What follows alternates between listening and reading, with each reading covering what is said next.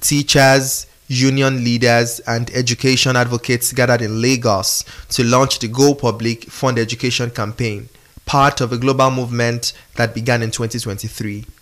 The initiative seeks to reverse years of systematic underinvestment in public education. UNICEF data reveals over 18 million Nigerian children are out of school, while UBEC reports a deficit of 194,000 teachers in public primary schools alone. The increasing participation of non-state actors with profit motive has turned education into a tradable commodity sold to learners who are the customers, thereby denying the less privileged and the disadvantaged and the vulnerable, especially the girl child, children with disability and those living in the rural areas, access to quality education. Investing in public education is essential, not only for flourishing of our youth, but also for the future of our communities and our nations. In the face of global challenges from economic inequalities, increasing hyperinflation and poverty, conflict, inequality, and climate change, and unfortunately government persistent efforts to hand off education and hand over to the private sector, advocating for robust public funding for education cannot be more urgent than now. Beyond the immediate campaign demands, stakeholders highlighted broader systemic issues plaguing the education sector. Nigeria's budgetary allocation to education consistently falls below international benchmarks, creating a vicious cycle of deteriorating infrastructure and declining quality. Failure by our government to invest sufficiently in public education has created a vacuum and an environment for profit private providers of education to thrive. We have seen a proliferation of various forms of profit private providers, ranging from the so-called low-cost private schools, which are actually costly, very costly to parents, to elitist private schools, not accessible to the vast majority, and international school chains such as Bridge International Academies. When you commercialize education, you are not promoting efficiency. You are auctioning the future of the nation to the highest bidder. They tell us there's no money to fund public education. Yet, there's always a bottomless pit of public fund for private luxuries, for phantom subsidies, and for the opulent lifestyle of a capitalist elite. This is not a crisis of resources. It is a crisis of priorities and a future of political will. Privatization and commercialization are not inherently evil, but when they become substitutes for public responsibility, they risk deepening inequality. They risk creating a two-tiered system where quality education becomes the preserve of the few, while the many are left with what remains. Campaign organizers vowed to sustain pressure on government across all states, warning that without immediate action, Nigeria faces the prospect of losing an entire generation to educational neglect. Solidarity!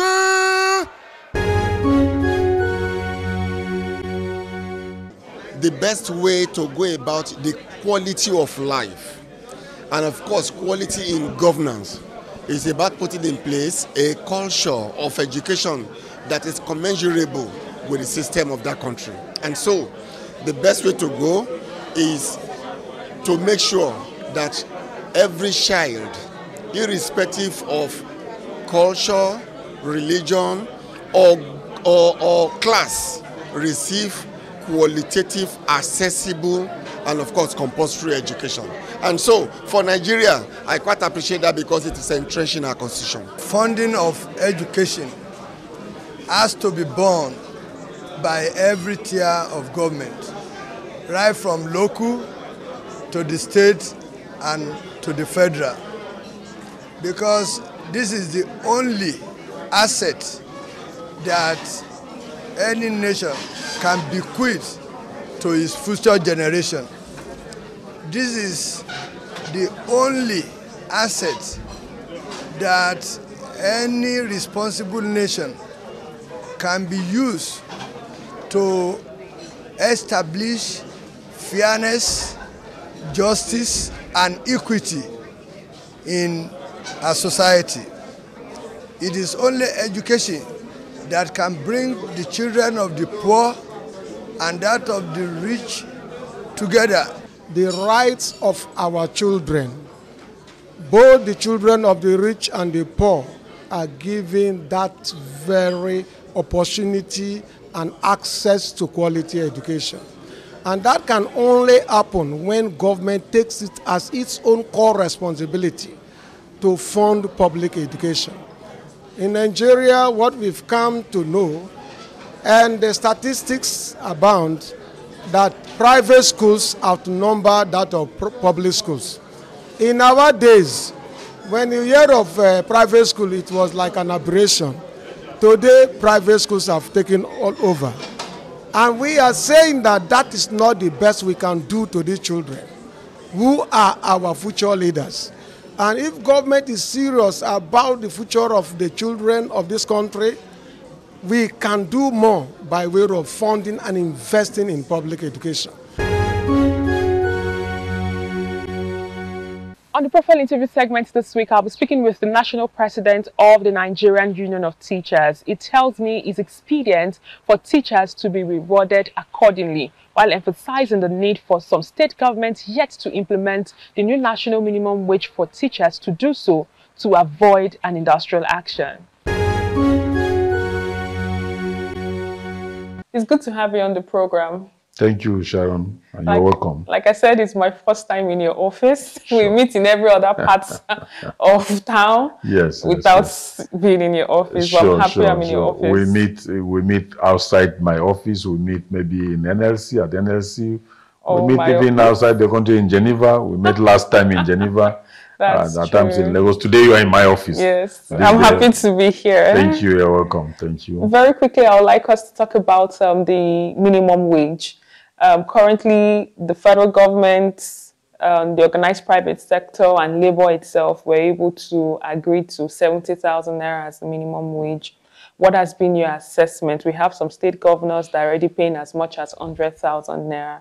What is your assessment so far as regards the implementation of the new national minimum wage, which is almost due for a renegotiation? Yeah, thank you for this very important question. And as I said, you're welcome to my office, the headquarters of Nigerian Union of Teachers. Regarding the issue of minimum wage, I will say, thank God, but as of today, the 70,000 naira minimum wage that we so agree with government, to an extent, has been overtaken by event. If you look at the economic situation of the country, minimum wage of 70,000 naira, as at this moment, I would say clearly, is nothing to write home about, going by the indices of the inflation that is all over the country. Cost of living is high, more especially to people working within the open city. Take, for example, in Abuja, if you pay a civil servant a minimum of 70,000, I begin to wonder where this could take him to. At times, if I come to the office and I find maybe few of them in the office, I find it difficult to ask questions because I know the situation. So it becomes obvious that a vehicle need to be provided for them. I had to position one of our buses that is plying that route, Gwagwalada Lugbe, at least to ease the transportation aspect for them. And as it were, so far so good about the implementation. It has been implemented. Which you are actually, you're actually the person in charge of the implementation sure, of the that's why I'm taking you to. Yes, I will say, to God be the glory, this is the first of its kind that minimum wage pronouncement was made, and government at the center, at the state, and to an extent at the local government key into the implementation without much hesitation. We are aware earlier before now, when minimum wage is being pronounced, you will see state not implementing, local government not implementing, or state are implementing for state civil servants, then allowing the local government to continue to linger for years and stuff like that.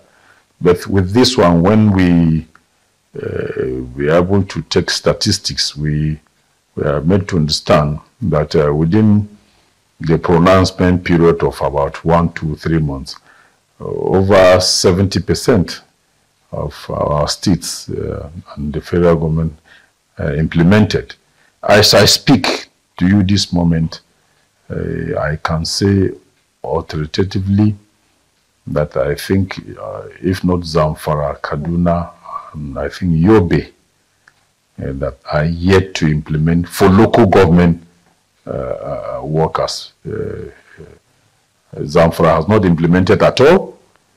I think Yobe too has not done the same.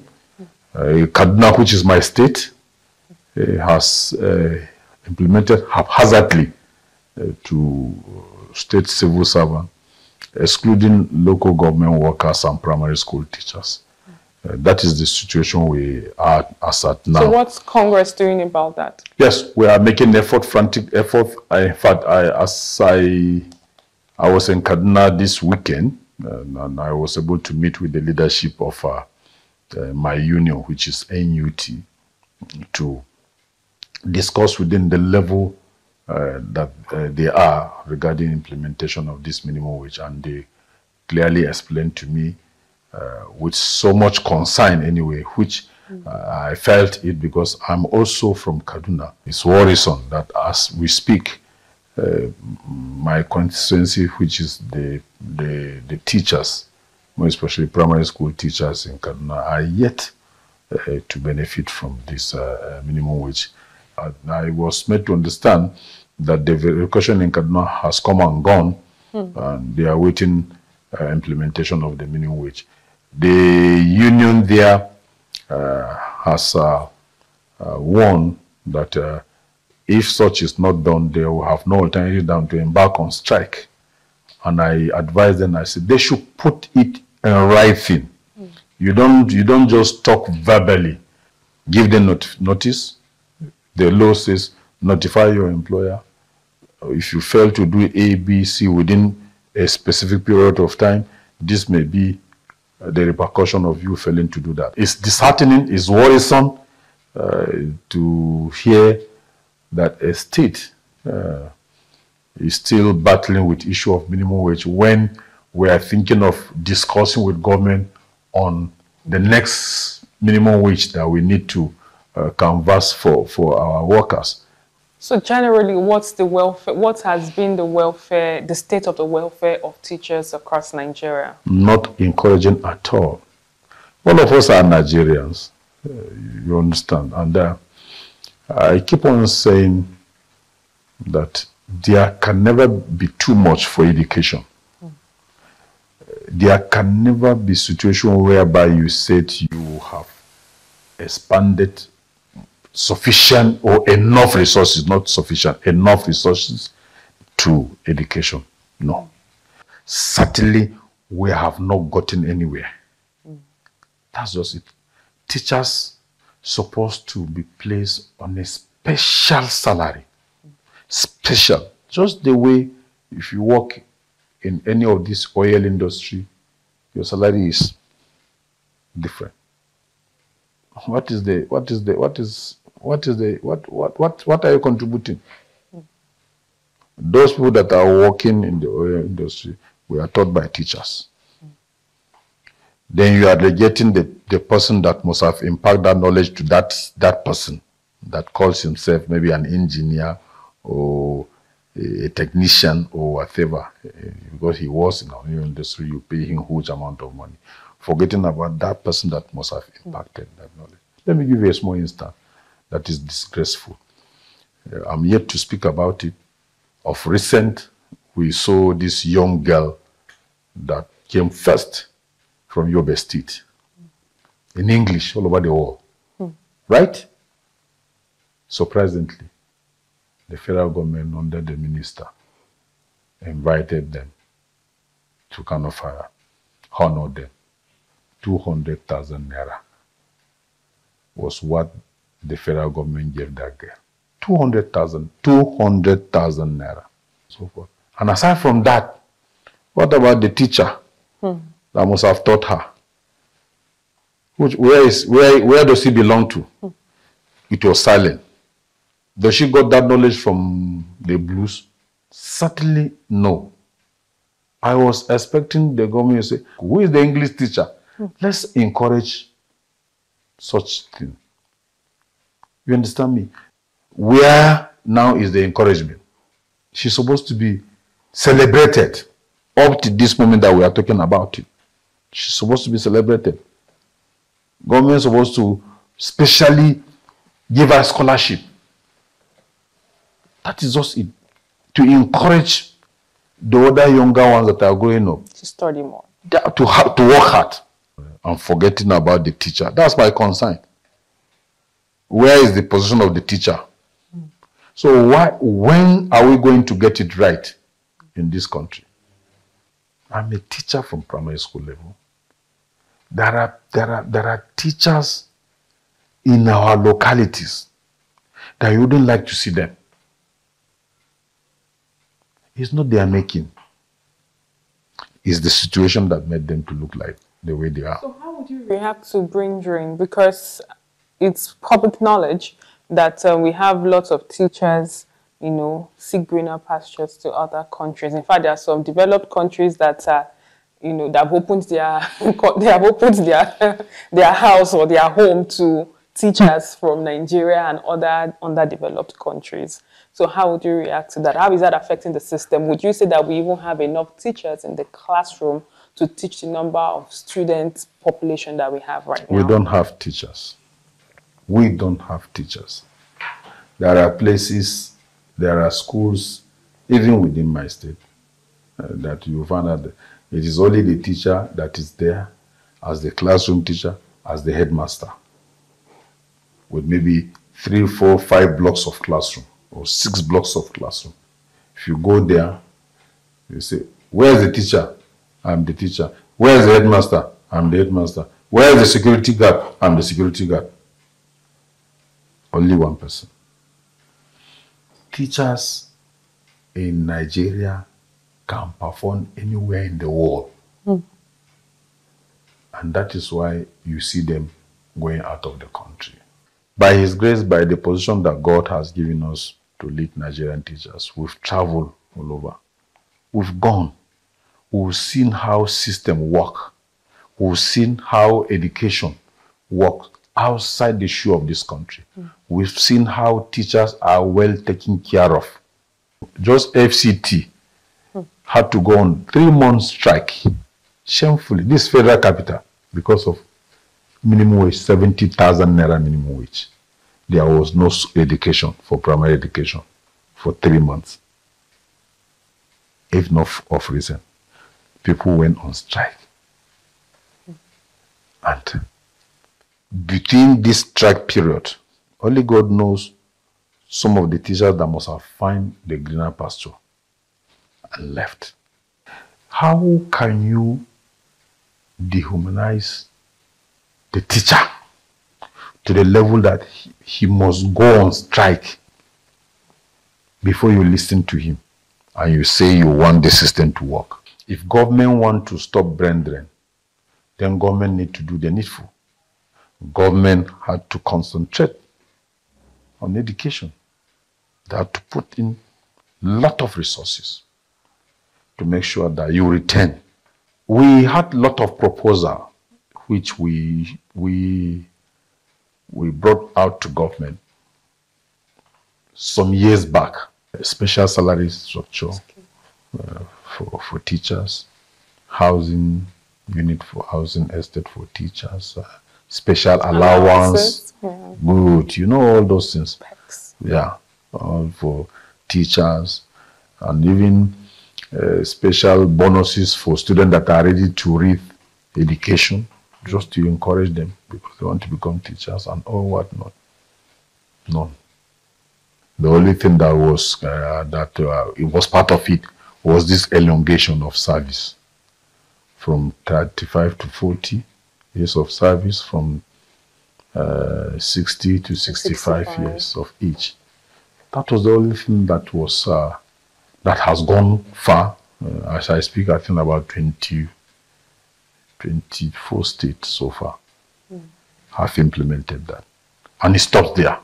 Okay, let's talk about the federal government rolling out new curriculum. How is the Nigerian Union of Teachers, responding to this? Good and fine. Curriculum naturally has to go with the new trend because we are living in an evolving world, and then what you do years back maybe archaic to what is happening now. And as teachers, we are ready for any curriculum that will be par with world best practice. All over the world, the people are beginning to shift from one stage to the other.